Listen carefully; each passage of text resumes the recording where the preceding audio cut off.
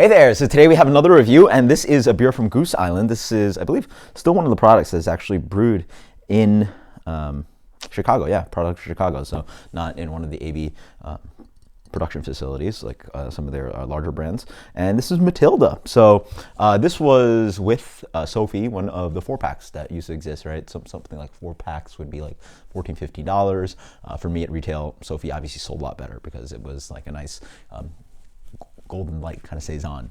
This one is actually inspired, Matilda is inspired by Orval, so Trappist beer, a hoppy Trappist beer that is re-fermented, bottle conditioned with Brettanomyces, so one of the iconic beers that uses wild yeast Brettanomyces. So this is inspired by that. This also uses Brettanomyces, uses wheat, comes in at 7%. It is a golden sunrise color, has notes of dried fruit, clove, and a spicy yeast character.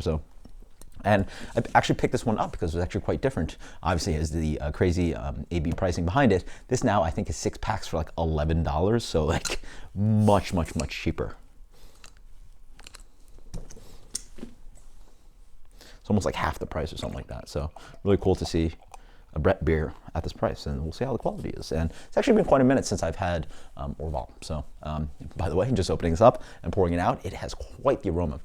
Beer is quite dark. Yeah, this is almost a medium amber color. It has a medium haze to it and a kind of like tannish head. On the nose, I just not even digging in, I can just like it explodes of isoamyl acetate for me.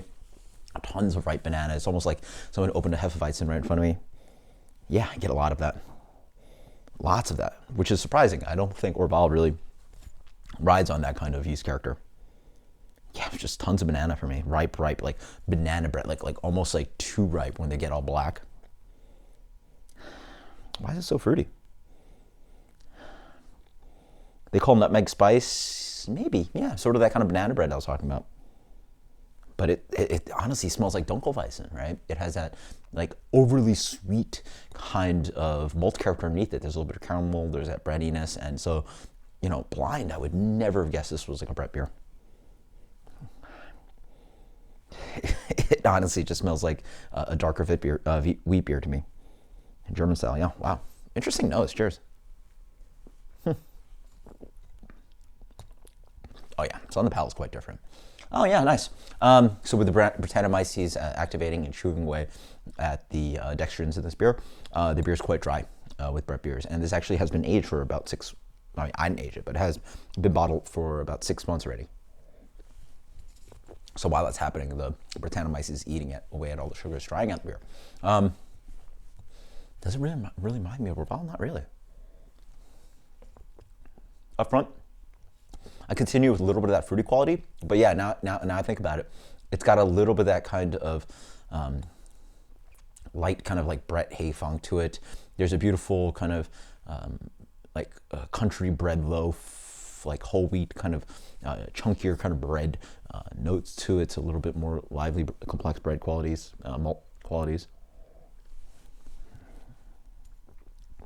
There's way more. I'm still getting a little of that kind of spicing, so some of that nutmeg, maybe some of that clove, some of those spices that you allspice, some of those things you might throw in a banana bread. Beautifully dry, which is quite nice. Dangerous for 7%.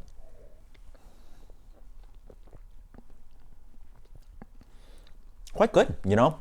I can definitely see this being a good pairing beer. It has nice fruit characters up front, has a nice bready structure to it, nice and dry on the back end. Quite nice. I'll have to open up a Orval sometime, and I don't imagine Orval really tastes like this, but it's a nice take on a kind of like amber, fruity Brett beer, you know. And I think a lot of people associate Brett now with like Brett saison and long ferment beers. This is quite different. It's in its own kind of realm. And yeah, I'm just thinking about something like an herbed oven roasted chicken. That might be good with this one. Gumbo, It's actually quite good. I like it. And like buying a 6-pack of this at something like $11. Then again, you're feeding AB in bed, but quite decent. I can't imagine this would be a beer that, again, that you'd successfully go after, or that you might not want to just like keep drinking by itself.